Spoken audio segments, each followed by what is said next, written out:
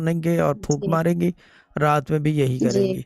भले लेट के करें, आई डोंट केयर, क्योंकि गिठिया का दर्द है तो उठने में दिक्कत होगी। और नहीं, बाकी उठना कहाँ है, अब तो इतना वीक हो गई हैं कि आज पूरा दिन एक पानी तक उनका ठीक है, नहीं पच रहा है, ठीक है। पूरा अगर आप मेरी बैटिंग हो बार जा बात रहे हैं। रेड रोज वाली बाजी, मैं एक बात बता दूं, अगर आप बार बार बात काटोगे मेरी, मैं वजीफा नहीं दे सकूंगा। ठीक है ना, मैं जो कुछ कह रहा हूँ आप उसके अगेंस्ट बात कर रहे हो या उसके ऊपर। मैं वजीफा तो दे दूं तो फिर बोल लेना, या पहले आप बोल लो फिर मैं बोल लूंगा, क्योंकि मैं जब वजीफा दे रहा होता हूँ तो बा इजाजत होता है। ठीक है ना, अगर आप सुनने को तैयार हो तो मैं वजीफा दे दूं, वरना आप बोलते रहो तो बता दें कि मैं बस हो गई है, तो फिर मैं वजीफा दे दूंगा।